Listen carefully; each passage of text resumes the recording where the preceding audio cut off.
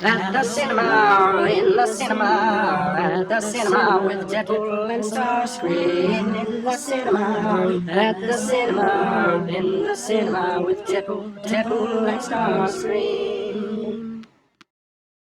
Hello, and welcome to At the Cinema with Deadpool and Starscream. I'm your host, Deadpool. And I am Starscream, devourer of hope, destroyer of love, and loyal acolyte of Walter Murch. Indeed, today we come to you straight from Hollywood to talk about the latest film from director Sam Raimi, a film that is at once adaptation, homage, and prequel. That's right, folks. Oz the Great and Powerful. Hollywood's latest love child with the estate of L. Frank Baum, and the prequel to the film that may or may not have been released in the last 100 years and may or may not be copyrighted by Warner Brothers. Yet another way this film shows that it's not merely a retelling, but fully sets up the world of the public domain, Oz book series, and not in any way the 1939 film held in copyright by Warner Brothers. Indeed. So let's jump right into our thoughts on this public domain-inspired adaptation that in no way borrows from or hopes to recreate the style of the Warner Brothers film. I'll talk effects and the Heartless Machine will pick apart the meatier bits. Picking apart meaty bits is one of my favorite pastimes. Do you remember the fantasy films of the 1980s? The Dark Crystal, The Never-Ending Story, Legend? This film is not that. This film decides to not make an epic fantasy land and instead sticks actors on a green screen and trick you in the 3D glasses into thinking you are seeing the Emerald City.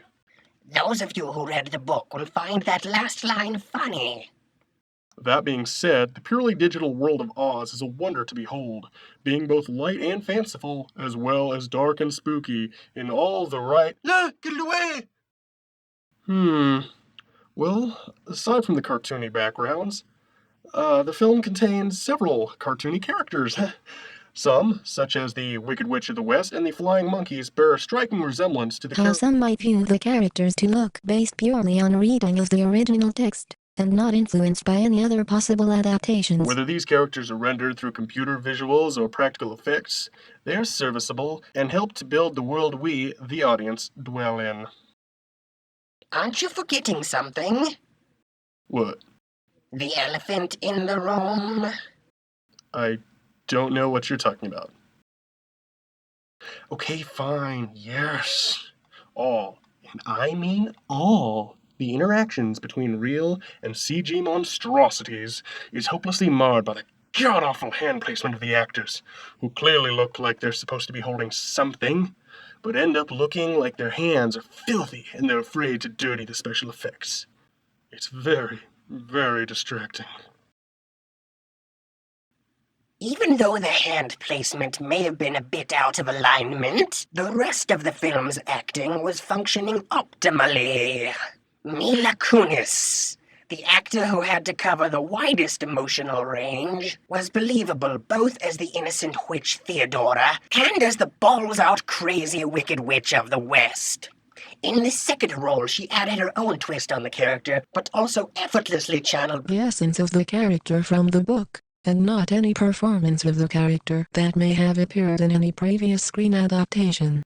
James Franco's turn as the titular Oz is equally as impressive, though slightly less grand in character depth. He manages to be at once egotistical, traitorous, duplicitous, and yet somehow lovable. In his own words, he is a con man, and does an effortless job portraying one. The final performance of note is that of Joey King portraying the China Doll. Straight off her role as Bane in the abysmal Dark Knight Rises, King voices a new-to-screen character that is both cute and fierce. Other acting work is less noteworthy. Rachel Weisz portrays a character who might possibly be nothing more than a pair of red shoes, should Warner Brothers allow it. Is unnecessary to the plot, and Zach Braff is once again typecast as a useless monkey.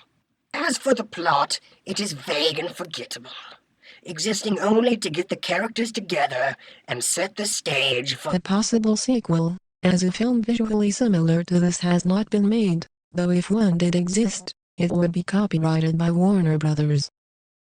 So, based on a few good performances and an excuse plot, what would you rate this film? 1 gun. And you, based on the vibrant yet distracting visual effects? 1 gun as well, giving this film a total of 2 guns out of 4. A solid meh. Meh. Exactly. Maybe the inevitable sequel will be better. But there's already a sequel. Really? Ah! Kill it! Kill it with fire! Look! Copy that.